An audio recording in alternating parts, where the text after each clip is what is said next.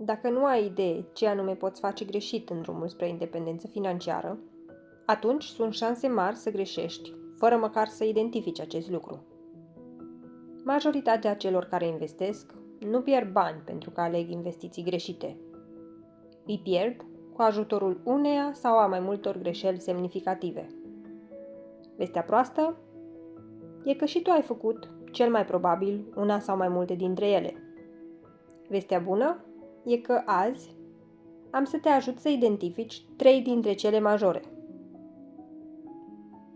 Și cel mai important, am să-ți ofer câte o strategie pentru a le evita. Iar la final, am să vin cu un bonus surprinzător, pe care te încurajez să nu-l ratezi dacă dezvoltarea financiară este importantă pentru tine. Acest material face parte din seria de la Haos la Independență Financiară, disponibil pe YouTube. Scopul acesteia este de a aduna într-un singur loc cele mai relevante informații pentru investitori începători. Linkul spre serie este disponibil în descriere. Iar mai departe, educația financiară informală continuă cu 3 greșeli majore pe care un investitor ar trebui să le evite. Și cu un bonus spre final. Nu vreau să mă înțelegeți greșit. În viață și pe drumul dezvoltării financiare, unele greșeli sunt inevitabile. Și e bine să înțelegem că o greșeală sinceră, fie ea una majoră, poate de cele mai multe ori să fie corectată într-un fel sau altul. Acestea fiind zise, dacă este în controlul nostru, haideți să ne informăm și să acționăm în consecință pentru a evita cât mai multe dintre erori. Să începem acest demers prin a vorbi despre prima greșeală și anume goana după extraordinarul excepțiilor. În vreme ce nu este nimic greșit la a visa și a dori lucruri deosebite în termeni financiari și nu numai, nici la a admira pe cineva pentru rezultatele excepționale, problemele apar însă atunci când aceste situații rare și deosebite sunt considerate exemple aplicabile în mod repetat pentru a obține același rezultat sau unele chiar mai bune. Intenția mea nu este să dezamăgesc pe nimeni, dar nici nu sunt aici pentru a te încuraja să visezi cu ochii deschiși. Atunci când șansele sunt foarte mici, prin urmare în defavoarea ta, este destul de limpede că și tu o să faci parte din regulă, nu din excepție. Cu alte cuvinte, doar pentru că un om sau doi au reușit în acel fel, dar alții 10.000 care au încercat nu au reușit, nu înseamnă că tu o să fii excepția. Dacă strategia ar fi repetabilă, ar exista dovezi. Înțeleg nevoia și totuși soluția nu este să-ți pui resursele și speranțele în așa ceva. Este clar o greșeală pe care ar trebui să o eviți. Cum poți face acest lucru? Informându-te din surse avizate despre succesul omului în cauză.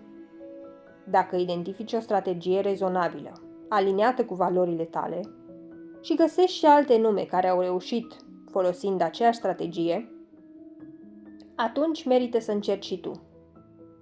Dacă însă găsești multe variabile, contexte economice deosebite care au contribuit semnificativ la rezultat, atunci este cazul să mai cauți. Motivul fiind șansele extrem de mari ca acel model să nu fie unul repetabil cu succes. A doua greșeală este lipsa răbdării. Aceasta este des însoțită de dorința de a ajunge bogat repede. În mod cert, și eu aș vrea să mă trezesc într-o dimineață extrem de înstărită. M-aș bucura să nu mai fie vreodată nevoie să muncesc pentru bani. Numai că astfel de lucruri nu sunt întâmplătoare. Ori se întâmplă extrem de rar. Promisiunile de îmbogățire rapide nu funcționează. În caz contrar, toți oamenii s-ar bucura de roadele unei astfel de promisiuni. Unii probabil chiar de mai multe. Atât eu, cât și restul investitorilor, avem șansa de a alege ceea ce considerăm mai potrivit. Însă încurajarea mea este să uitați de grabă și să vă înarmați cu răbdare atunci când investiți. Munca susținută și timpul au potențialul de a produce rezultate semnificative. Motivul principal este dobânda compusă, care joacă un rol important pe piața investițiilor la bursă. Explicată extrem de simplu, aceasta constă în câștigarea de profit pe suma totală, nu doar pe cea investită inițial. De exemplu, investesc 100 de lire pentru o perioadă nedeterminată. Nu mai adaug nimic, dar în următorii 2 ani, creșterea este de 10% în fiecare. Astfel, la finalul primului an, obțin un total de 110 lire, iar la finalul celui de-al doilea an, obțin un total de 121 de lire. Practic, cei 10 lire câștigați inițial au contribuit la câștiguri noi, iar aceasta este dobânda compusă în acțiune.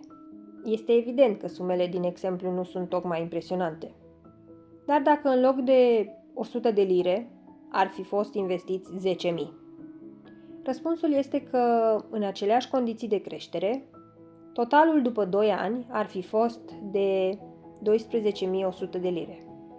Iar dacă crești și perioada, sumele o să fie din nou foarte diferite, chiar dacă nu mai contribui, sau cu atât mai mult dacă investești lunar.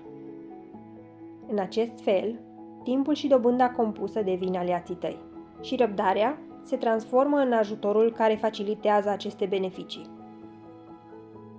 Mai departe, greșeala cu numărul 3 este acțiunea bazată pe emoții de moment. Nu cred că mai contestă nimeni rolul crucial al emoțiilor. La fel, nu cred că există obiecții legate de pericolele existente atunci când acțiunea este rezultatul emoțiilor puternice de moment. Deciziile, mai ales cele importante, trebuie să fie rezultatul unui mix sănătos dintre gândirea rațională și cea emoțională, cel puțin în opinia mea. Dincolo de ajutorul pe care îl oferă în viața de zi cu zi, emoțiile pot să sprijine activ progresul pe plan financiar. Este însă necesar să le înțelegem înainte ca acest lucru să se întâmple. Și dacă te întrebi ce poți face pentru a te opri din a lua o decizie sau a acționa atunci când furia, frica sau fericirea sunt extrem de puternice, răspunsul este să amâni.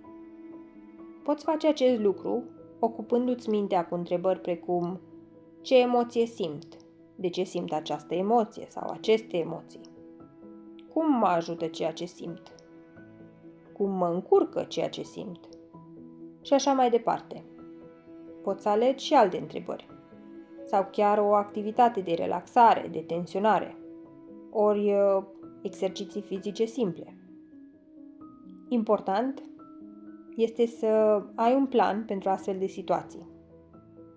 Dacă este să vorbim puțin despre Maria, protagonista fictivă din exemplele mele, atunci am să vă spun că strategia ei împotriva acestor greșeli și nu numai, este antrenarea continuă a răbdării, gândirii critice și gestiunii emoțiilor.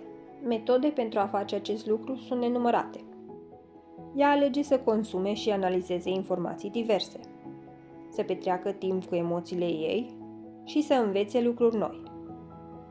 Iar dacă este să vorbim strict despre planul său investițional, acesta a fost extins cu următoarele întrebări. 1. Înțeleg strategia sau instrumentul de investiții sau mă atrage doar pentru că persoana X a avut succes cu ajutorul acestuia? 2. Înțeleg și accept că libertatea financiară se construiește în timp? 3. Gândesc rațional sau emoțional în acest moment când vreau să decid și acționez? Iar mai departe, am să vin cu bonusul promis la începutul materialului. Probabil, cea mai mare greșeală a unui investitor este să nu înțeleagă când averea acumulată este suficientă. Poate îți pare o aberație acest lucru, însă nu este deloc așa. Dacă pierzi din vedere ceea ce este cu adevărat important, riști să nu mai simți satisfacție. Și astfel, rămâi doar cu fuga după următorul scop. Viața este mult mai mult decât contul bancar și portofoliul investițional. Nevoi și dorințe avem toți și ar fi bine să avem grijă de ele. Atât de cele pe care banii le pot cumpăra, dar și de celelalte. Sănătatea și o viață socială echilibrată sunt extrem de importante. Nu e neapărat să atingi culmile extraordinarului, o viață confortabilă și liniștită poate să fie suficient. De asemenea, goana după bani nu scuză mijloacele prin care aceștia sunt obținuți. Valorile care te definesc ca persoană nu ar trebui compromise sau vândute. Din acest motiv, Maria a adăugat încă 2 întrebări în planul său investițional. 4. Care este costul real al acestui scop nou? Și 5. Această investiție este aliniată cu valorile mele. Banii nu sunt totul pe această lume, chiar dacă uneori oamenii uită acest lucru. Maria a înțeles și a construit planul în așa fel încât să o ajute să-și păstreze direcția investițională. Dacă ai ajuns până aici, atunci cele 3 greșeli îți sunt de acum cunoscute. Goana după extraordinarul excepțiilor, lipsa răbdării, acțiunea bazată pe emoții de moment și bonusul, absența conștientizării momentului în care ai acumulat suficient. Toate sunt periculoase. Primele pot să-ți încetinească semnificativ progresul, iar ultima poate să facă diferența dintre viața pe care ți-o dorești și un adevărat coșmar. Oare tu cunoști și alte greșeli semnificative în investiții? Dacă da, te aștept în comentarii. Iar dacă ți-a plăcut acest material, m-ar bucura și ajuta să-l distribui în grupul tău. Mulțumesc anticipat! Și până data viitoare, zile însorite și nopți odihnitoare!